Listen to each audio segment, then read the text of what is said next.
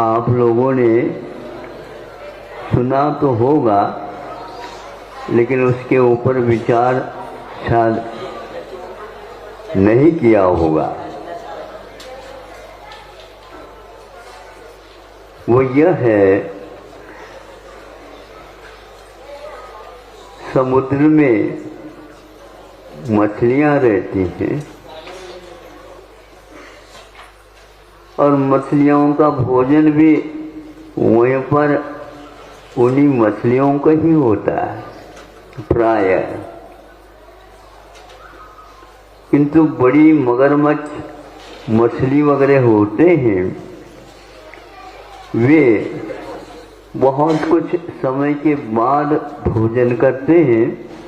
जो किया है भोजन, उसको वो अच्छे ढंग से जब तक नहीं पचता तब तक दूसरे की ओर नहीं देखते। ये तो हुआ वो बड़ी मछली की बात, किंतु एक छोटी मछली भी रहती है तो वो मछलियों को खा नहीं सकती, इतनी छोटी रहती है। लेकिन वह मछली के कानों में रहती है, मछली के कानों में रहती, जिसको तंतुल मच्छ बोलते हैं, चावल के बराबर। किंतु इस दृश्य को देख करके वह हमेशा विचार करती है, देखो ये बड़ी मछली आंखें बंद करके सोई है और इसके मुख में कई हजारों मछलियां प्रवेश करती हैं और बाहर आती हैं और ऊपर ये भीतर जाती आती रहती है। ये तो पागल है। इसके स्थान पर यदि मैं बड़ी मछली होती, सुन रहे हो, तो एक को भी नहीं छोड़ती। अब बताओ, जिसने कुछ भी खाई नहीं वह भी, और जो खाती है वह भी नरक गति में जाते हैं। किंतु सप्तम पृथ्वी में जाकर के जब दोनों पंचेंद्रिय हो जाते हैं, उस समय उन्हें जाते स्मरणाधिक हो जाते हैं। अब वहां पर जाने के उपरांत वह सोचती है, दोबारा हमें इस प्रकार का कार्य नहीं करना चाहिए। और नार के जीव ही ऐसे होते हैं जो मरना चाहते हैं, बाकी सभी गति के जीव और जीना चाहते हैं, क्योंकि यहाँ पर विषयों का भरमार है।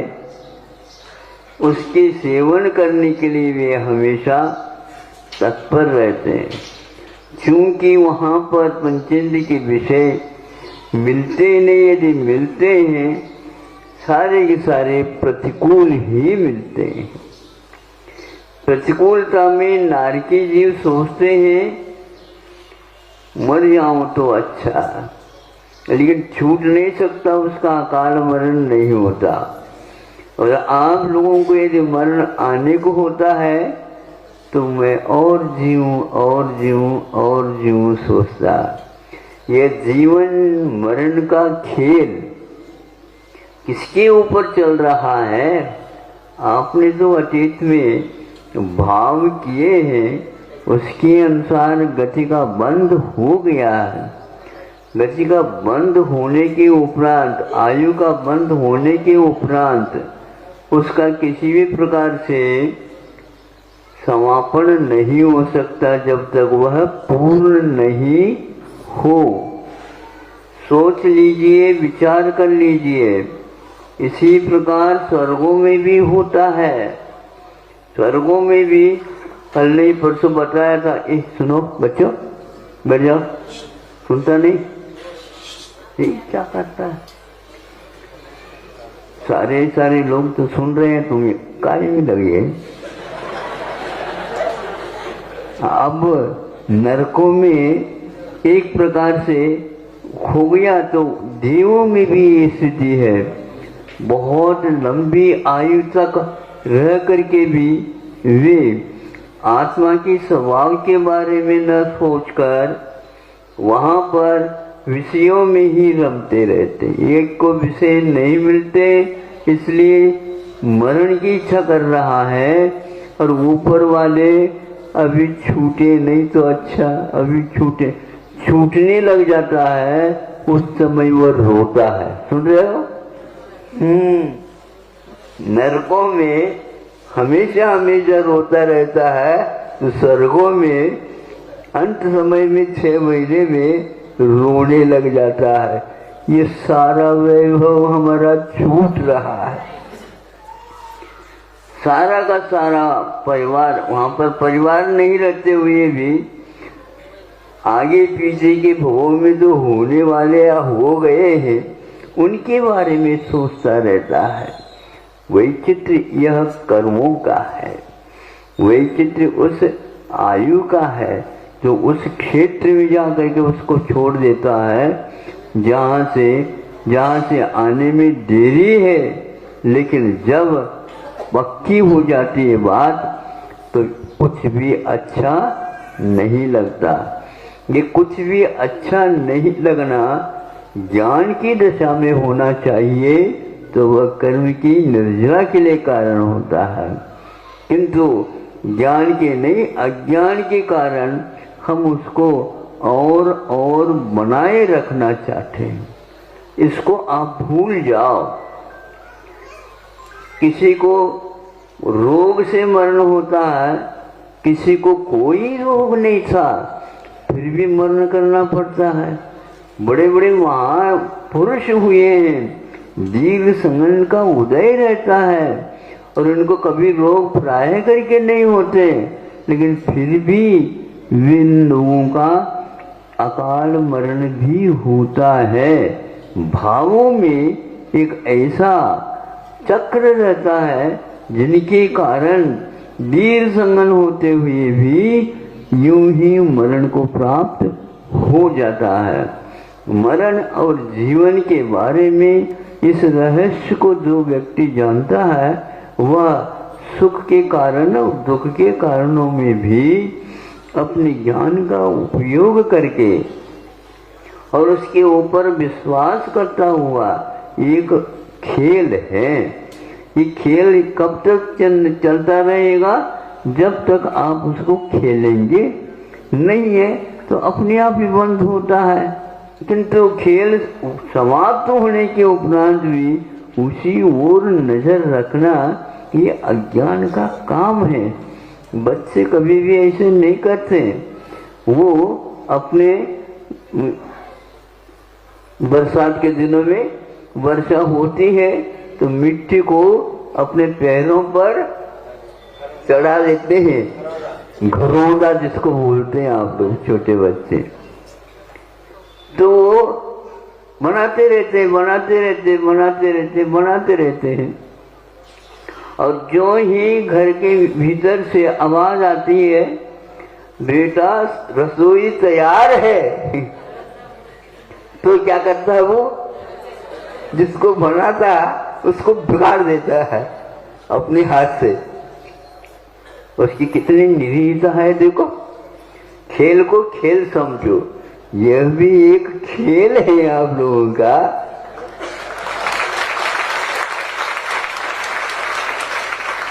है क्या नहीं खेल? लेकिन इसको कोई खेल समझता ही नहीं। रोते हुए बैठ जाते हैं, जाने वाला भी और जिसका जाने वाला है वो भी। ये जा रहे हैं। जाने वाला कहता है कि मुझे इसको छोड़ करके जाना पड़ रहा है। इस प्रकार आप लोगों के कितने बार जन्म हुए और कितनी बार मरण हुए, इसकी गिनती भगवान भी नहीं कर सकते। इतने भव हो गए, अब तो कम से कम और एक भव मिले ऐसी इच्छा मत रखो। ये भाव एक प्रकार से आप लोगों को घुमाने में कारण होता, और भव बाकी जो कर्म होता है उसको आयु कर्म की संज्ञा दी गई है। ये आयु के कारण ऐसा होता। तो पुराण पुरुष जितने भी आयु का बंध न हो ऐसी साधना हमेशा हमेशा करते हैं। ये ज्ञानियों का कर्तव्य मौन रूप से इस चित्रण को वो देखते रहते हैं, क्यों तो आप लोग उसमें रच पच जाते हैं। रचना और पचना एक प्रकार से अज्ञान का प्रतीक होता है, चाहे वह सुख हो चाहे वह दुख हो, वह सारे के सारे कर्मों के अनुसार होते हैं। इस रील को हमेशा हमेशा हमें देखते रहना चाहिए। ये रील है, ये भी रील ले रहा, मैं भी ले रहा हूँ। स्वयं अपना जीवन भी एक फिल्म है और उसमें चित्र हैं। उन चित्रों को देखते रहो, जब वह पूर्ण हो जाता है क्या कहते हैं, शांत रहा। भूलने का साले संपले अब वहां पर केवल पर्दा रहता है और कुछ नहीं रहता। उस पर्दे को देखो, पर्दे को देखने के लिए इसने पैसे खर्च किए थे क्या? नहीं। उसी प्रकार यह जब बंद हो जाता है उस समय समझता है कि अब समाप्त हो गया। ज्ञानी लोग अपने आप ही समझते रहते हैं। एक एक फिल्म, एक एक आयु कर्म के निषेक चली जाते रहते हैं। रुकने का नाम ही नहीं।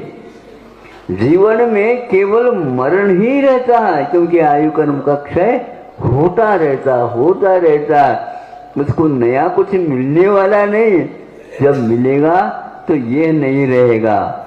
जब यह नहीं, जब तक रहता है तब तक जो बंद रहा है वह हृदय में नहीं आ सकता, क्योंकि फिल्म अनेक प्रकार के हैं।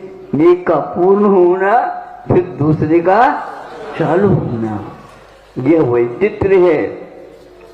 वहां एक प्रकार से इतने जोर से चलता बताते हैं फिल्म कि कम से कम एक फिल्म उदय में आ जाता है तो कम से कम 16 बार यदि आता है तो उसमें क्या होता है, जैसे भाग रहे हैं, भागते कुछ है ही नहीं, बोल रहे हैं, बोलते कुछ है ही नहीं एक फिल्म में, किंतु वह जब भागता रहता है तब लगता है कि यह चित्र चल रहा है, किंतु वस्तुतः ये नियम नहीं है।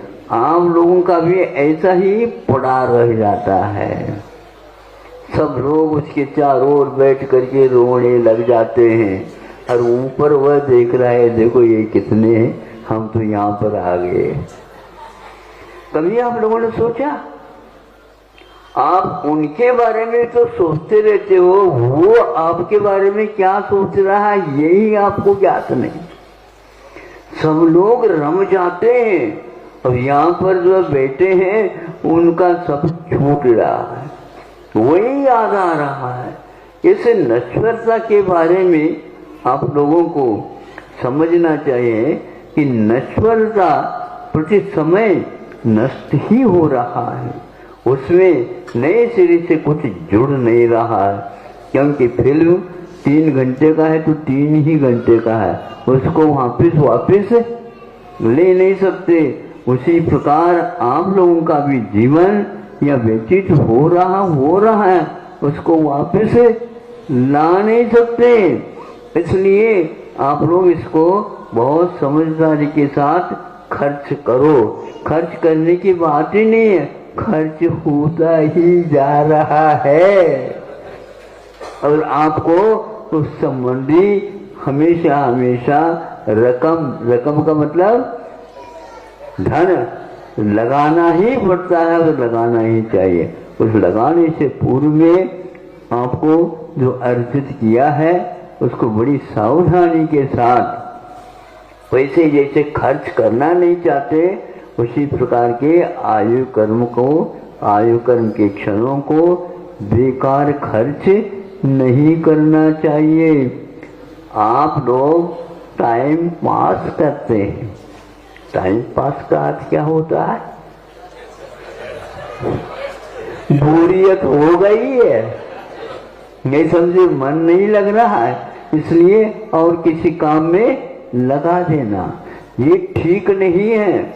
ज्ञानी लोग इसको लग तो रहा है, वो चल रहा है, इसका उपयोग करो। उपयोग करने वाला व्यक्ति एक क्षण में भी इतना अर्जन कर सकता है, उसका ठिकाना नहीं होता। इसलिए कर्म निर्जरा के विषय में एक समय में असंख्यात गुणी कर्म की निर्जरा होती है। आगम का वाक्य बहुत महत्वपूर्ण है। एक उवासी लेते समय जो क्षण होते हैं, उसमें असंख्यात गुणी कर्म की निर्जरा आप कर सकते हैं। इसीलिए धर्म ध्यान किया जाता है। धर्म ध्यान करने का उद्देश्य क्या है बताओ? हाँ, पंचेंद्र के विषयों को मांग करने के लिए नहीं है ये, किंतु इसमें कोई तथ्य नहीं है, किंतु सार रहित है। ये जान करके प्रत्येक क्षण जो कर्म का उदय आ रहा है, महाराज क्या करें, कभी कभी मन लगता है और कभी कभी बोलो नहीं लगता। तो कहाँ लगता है बताओ? कहीं खुट्टी है जिसमें वो लग रहा है, हाँ? लटका हुआ है, लगता है तो कहाँ लगता? कहीं न कहीं लगता रहता है, इन्हें उसी को वह देखता रहता है। इसी का नाम दुर्ध्यान माना जाता है। स्मृति समन्वयहार इसके शब्द दिया है, हमें वही स्मृति में आता रहता, उसको नहलाते हुए उसमें समता रखना, ये ज्ञानी का कार्य होता। बहुत बार बड़ा सोचते तो है, लेकिन समता आती नहीं। अरे आप लोगों ने उसको भगा दिया, घर से बाहर निकाल दिया, वो कैसे आएगी? ज्ञानी के कमरे में हमेशा समता रहती है, तो मोही के कमरे में ममता रहती है। अब क्या चाहते हो बताओ? हाँ, समता है ममता? देखो दोनों में हम आपको सही अर्थ बता देते हैं। समता में समान राग द्वेष नहीं करना, सम समीचीन रूपेण अतति व्याप्नोति संचेते वह समता। ये समता की व्याप्ति है। और ममता का अर्थ मम मम, यानी मेरा, मेरा स्वभाव क्या है? मम मैंने मेरा, और ता मैंने अपना धर्म।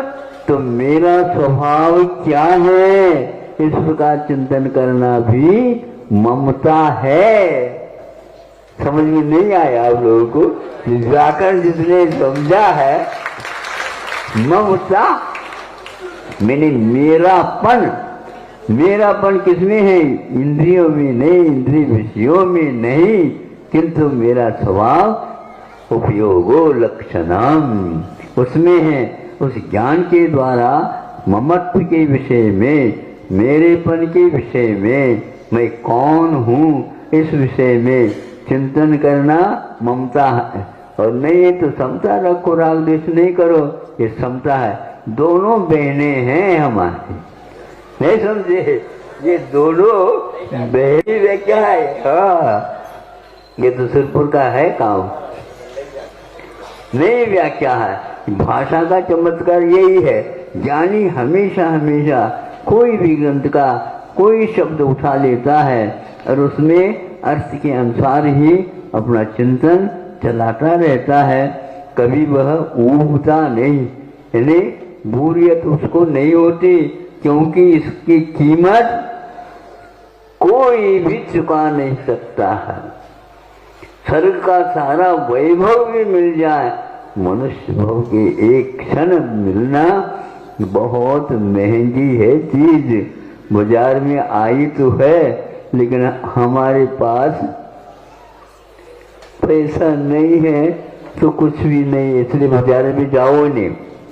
और पैसा होता है तो बाजार में ही चले जाते हैं और खरीदते हैं। आप लोग चमत्कार को ही विशेष महत्व देते हो, किंतु चित्त चमत्कार को कम से कम महत्व दिया करो। तो इस प्रकार समता और ममता याद रखोगे, दोनों हैं, दोनों में कर्म ईर्ष्या करना सीख लो। अहिंसा परमो धर्मः। चलो परम पूज्य संत आचार्य भगवान विद्यासागर जी महामणि राज की। आज आचार्य जी के प्रेरणा से सदलगा में एक हथकरघा चल रहा है और उस हथकरघा को कर्नाटक शासन द्वारा विशेष पुरस्कार, प्रथम पुरस्कार मिला है। जो बुनकरों को प्रदर्शन था उसमें सदलगा का पहला नंबर आ गया है और कर्नाटक शासन द्वारा उनको पुरस्कृत किया जा रहा है। ऐसे अनेक लोगों को रोजगार सदलगा के माध्यम, सदलगा हथकरघा के माध्यम से मिला है और इसको कर्नाटक शासन ने भी उसका काम देख लिया और उनको प्रथम पुरस्कार दे दिया है।